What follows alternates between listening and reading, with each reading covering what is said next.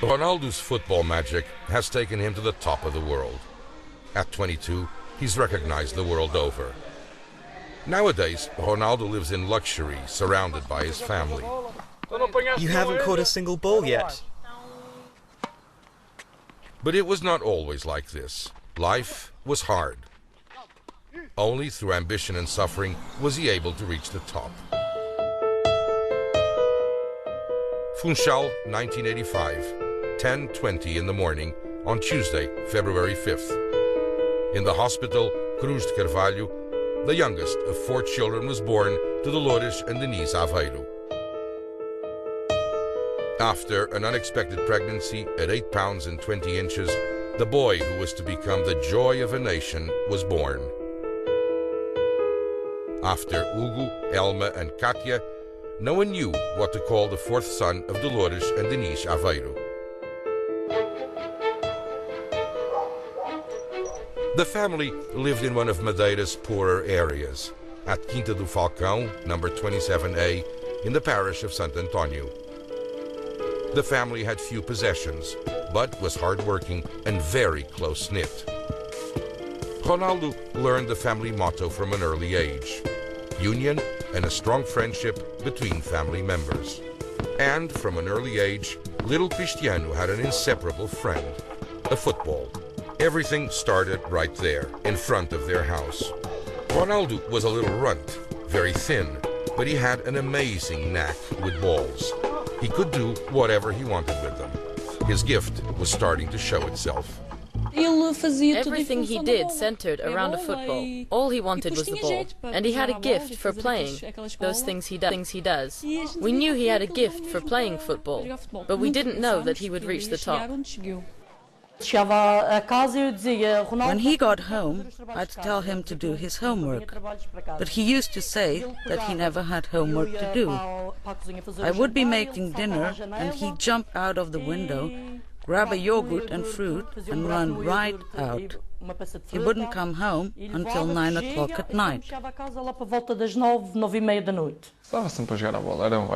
I was always playing football. It was what I loved to do with my friends. When he was 6, he played for his first team, Clube de Futebol Andorinha, very near his house. My cousin played for the club and he invited me, so I could see if I wanted to play for a team. That's where I started. We practiced almost every day. I started practicing and I liked everything about it. That's where I grew up. Word of his talent spread throughout Madeira. He would come from their left when they thought he was going for the right. There was lots of talk about him. People who knew football made us believe he had talent. Cristiano Ronaldo was a star in Madeira, and he got his first nickname based on the way he played. He used to cry if his mate didn't score. He would get upset easily, so people called him Crybaby and also B, because no one was able to stop him on the field. It was 1997. Ronaldo was 12 years old, and he would go to Sporting for a trial during the Easter break.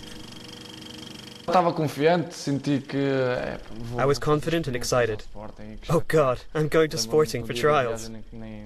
I didn't sleep at all that night. I had never been in a plane. I went with my mother. I was very nervous, small and thin. It was a good experience. I knew I was going to get there and show I was a good player. And I knew I was to be put on the team right away, that they would like me right from the first practice session. The big day came, 17th of April 1997. Osvaldo Silva and Paulo Cardoso welcomed him and asked him to play with the older players. But Cristiano Ronaldo had everyone convinced. The trial was a game, and when the game began, the ball reached Ronaldo. He passed 2 or 3 other players. Osvaldo Silva and I said to each other, "Here's something special." At the end, all the players gathered around him. Everyone knew he was truly special and that he was an amazing kid. Paulo Cardoso and Lionel Pontes were coaches, friends and parents. and lent a friendly shoulder to Cristiano Ronaldo. The boy had to become an adult very fast. He virtually didn't have a childhood. But Ronaldo tried to forget his loneliness by focusing on his desire to become someone. He wanted to be the best in everything. Ping pong, snooker, table football, one-on-one, speed. And that was an important feature of Ronaldo. He was very determined in everything he did. In football, his team had to win. In a top-notch player, hard work is very important. He had a dream. He wanted very much to be someone. In the field, Ronaldo became better and better. In one of the junior national championship games, I remember he got the ball at the kickoff in the second half and saw that the goalkeeper was a bit outside the goal area, and he scored from midfield.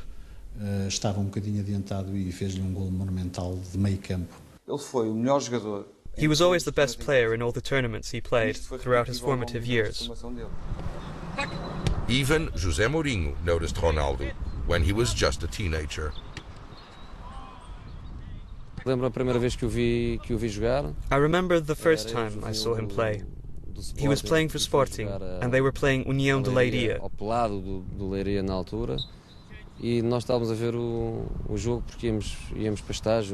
We were watching the game because we were going to train afterwards.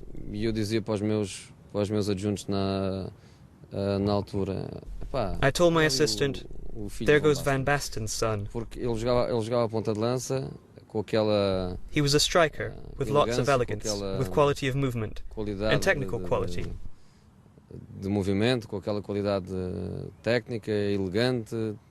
Back then he resembled Van Basten. He was a striker, and I didn't even know his name. But he struck us as different in comparison with the other players.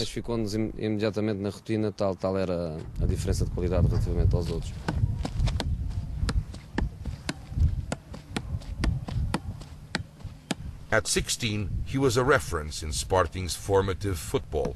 Olá, sou Cristiano Ronaldo. Hi, I'm Cristiano Ronaldo. I started playing for Sporting at 11.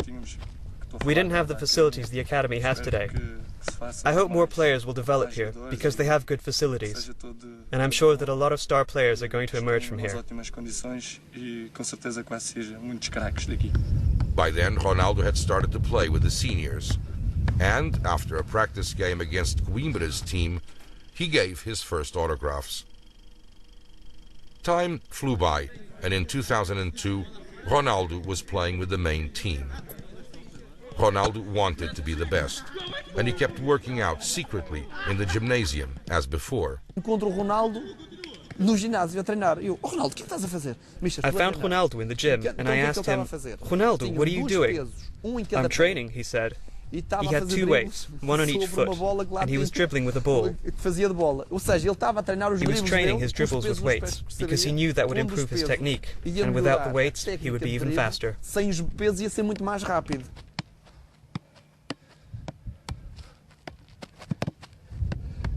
That year, he played his first international game against Inter Milan in the preliminary round of the Champions League.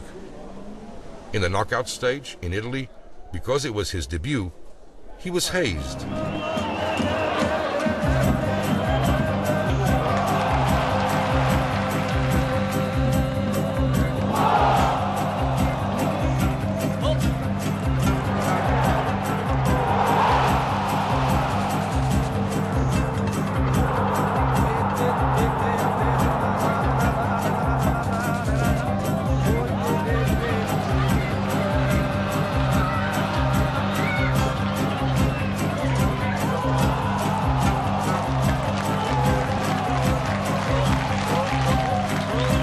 Then came his last day at Sporting.